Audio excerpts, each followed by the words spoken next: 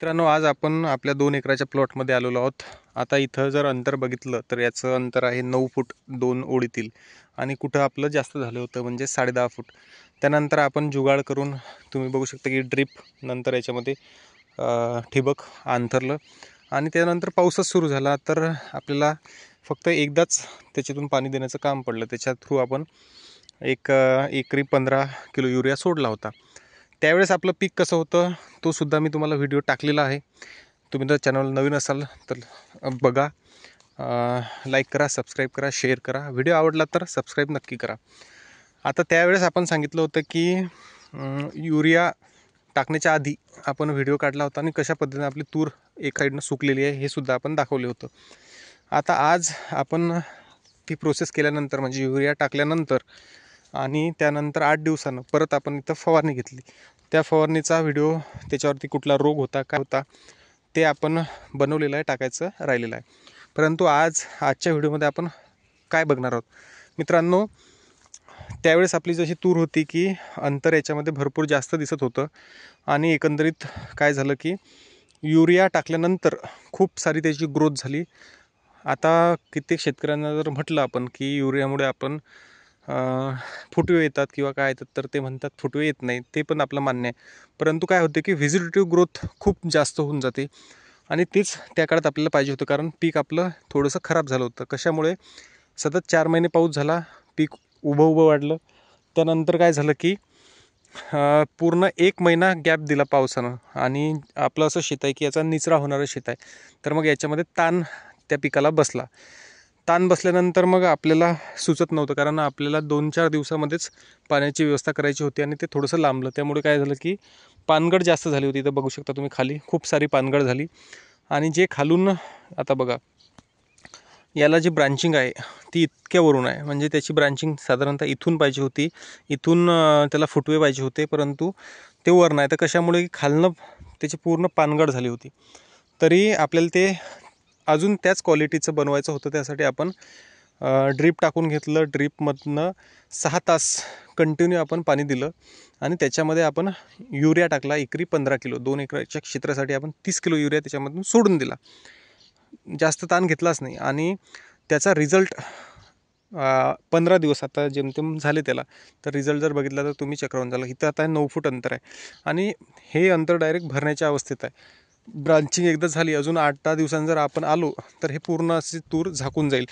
मग याच्यामध्ये आपण फवारणीसुद्धा घेतली होती, त्याचासुद्धा आपल्याला फायदा झाला. त्याच्यामध्ये आपण ब्रांचिंगसाठी सुपर बियॉन टॉनिक, तुम्ही कुठले वापरू शकता. टॉनिक वापरलं तर काय होते की फुटवे भरपूर याच्यामध्ये फुटतात.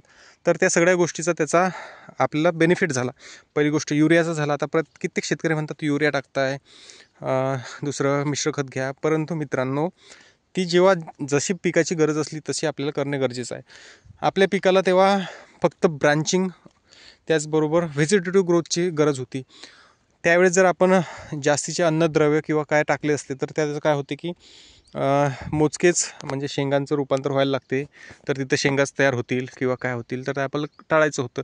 पीक लांबलं तर चालेल, आपल्याला असं होतं अवस्था, एक 10-15 दिवस आपलं पीक लांबलं तर चालेल, परंतु आपल्याला तशा पद्धतीने आपल्याला ते करून घ्यायचं होतं. आणि ते केल्यानंतर मग फवारणी घेतली. फवारणीचाही चांगला बेनिफिट झाला आणि फवारणीनंतर आपण 8 दिवसांनी इथं चक्कर मारायला आलो. म्हणजे ते पहिले 8 दिवस आणि आता 8 दिवस. आता जर बघितलं तर आपल्या पिकामध्ये 40-50% फुलधारणा आहे आणि अंतर संपूर्ण झाकण्याच्या अवस्थेत आहे. म्हणजे इतकी क्वालिटी बदलली त्याची. ज्या गोष्टी मी सांगितलं तर आपल्या तिन्ही प्लॉटमध्ये हाच सेम प्रयोग आपण केलेला आहे. युरिया टाकला, वापर त्याचा 15 ते 20 किलो आणि त्या युरियामुळे 8 ते 10 दिवसांना आपल्याला फरक पडला. परत मग आपण फवारणी घेतली आणि ह्या सगळ्या गोष्टी करत करत आत्ता जर पीक बघितलं तर आत्ता एकदम क्वालिटीबाज आपलं पीक झालेलं आहे. पूर्ण तुम्हाला जो व्हिडिओ आहे मी दाखवतो, पूर्ण पीक वरून दाखवण्याचा तुम्हाला प्रयत्न करतो आहे. आता इथं बघितलं तर इथं आता ते टेकण्याच्याच अवस्थेत आहे. साधारणतः हे 9 फूट अंतर तर झाकतेच आणि तो सुद्धा आपण व्हिडिओ बनवलेला आहे की तूर पिकामध्ये एकंदरीत अंतर किती घ्यायचं, कोरडवाहूचं, बागायती. आता हे आपलं पहिलं कोरडवाहूच होतं, नंतर आपण आता बागायती केलं, म्हणजे नंतर याला ड्रीप टाकलं. तसं पाहिलं तर हे अंतर बेस्ट आहे. 9 फूट चालते आणि बागायतीसुद्धा चालते, कारण पूर्ण झाकून घेते मग 9 फूट अंतर. पण आपल्याला जर एखादा 2 फूट गॅप पाहिजेत असला तर त्यासाठी आपण 10.5 फूट अंतर गरजेचं आहे. म्हणजे क्वालिटी बाज तुमचं पीक राहत असेल शेतीमध्ये तर तुम्ही 9.5 आपलं 10.5 फूट अंतर ठेवा. तुमचं जर थोडीशी तफावत होत असेल तर तुमचं 9 फूट अंतर एक नंबर आहे. आता याच्यामध्ये आपलं कुठं 9 कुठं 10.5 झालेलं आहे, तरी आपण पुढच्या वर्षी 9 फूट ठेवण्याचा प्रयत्न करू. कारण एकंदरीत मशागतसाठी फायद्याचं ठरते. दुसरी गोष्ट त्याच्यामध्ये आपल्याला फवारण्यासाठीच अंतर एकंदरीत तसं पाहिजे असते. त्यामुळे ट्रॅक्टरसुद्धा त्याच्यामध्ये चालते. ह्या सगळ्या गोष्टी चालतात. जास्त चांगली क्वालिटी असेल पिकाची किंवा तुम्हाला माहिती आहे की इथं आपलं चांगली क्वालिटी होणार आहे किंवा उत्पन्न आपल्याला चांगलं होते, आपल्या तूर पिकाची प्रचंड जास्त वाढ होते, तसं क्षेत्र असेल तर तुम्ही नक्कीच 10.5 फूट अंतर ठेवा. जास्त 12 फूट अंतर ठेवून काही उपयोग नाही आहे. त्याचं 2 फूट अंतर भरतसुद्धा नाही. आता इथं आपण कोपऱ्यावरती आलेलं. आता इथं बघा, इथनं जर बघितलं तर इथं जास्त झालेलं आहे. म्हणजे शेवटची ओळ असल्यामुळे इथं 12पेक्षाही 15 असेल, पण त्याचं आपल्याला काही घेणं देणं नाही. आता इथनं आपल्याला बघायचं आहे. इथून बघा, हे जे अंतर आहे 9 फूट आहे. येत्या 8 ते 15 दिवसामध्ये अंतर भरून जाईल. त्याचासुद्धा आपण सेपरेट व्हिडिओ घेऊ. इथं बघा, भरण्याच्या अवस्थेत आहे. इथंसुद्धा बघा, म्हणजे आपण ज्या ओळी टाकलेल्या आहेत त्या पूर्णपणे भरण्याच्या अवस्थेमध्ये. आणि क्वालिटी खूप बदलली ज्या ज्या गोष्टी आपण केल्या त्यामुळे तुम्हीसुद्धा त्या गोष्टी आत्ता करू शकता. पण मी ते सगळे व्हिडिओ टाकलेले आहेत की फुलावस्था नसणे गरजेचं आहे किंवा काय, अशा एकंदरीत आपलं पीक आहे. इथनं आता जे बघू शकता अंतर 10.5 फूट झालेलं आहे.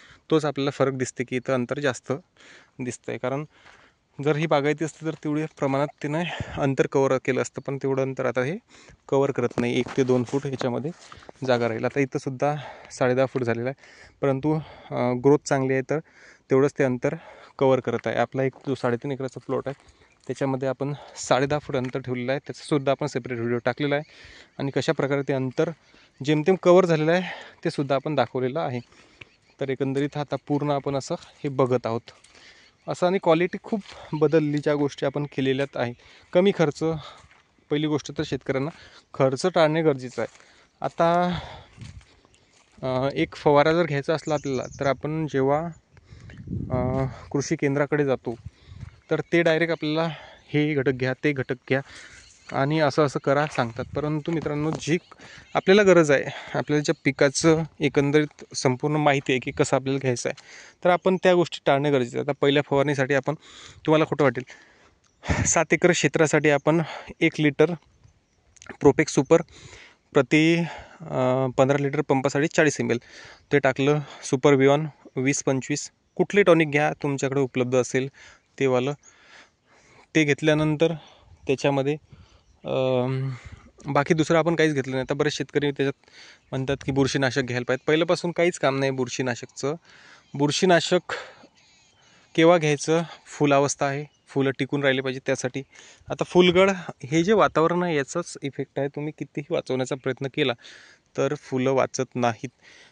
5-10% फरक पडतो तेवढंच होते. परंतु फवारणी जर म्हटलं तर मग एकरी 1000 रुपये 2000 रुपये, मग एवढा आपण खर्च करू शकतो का?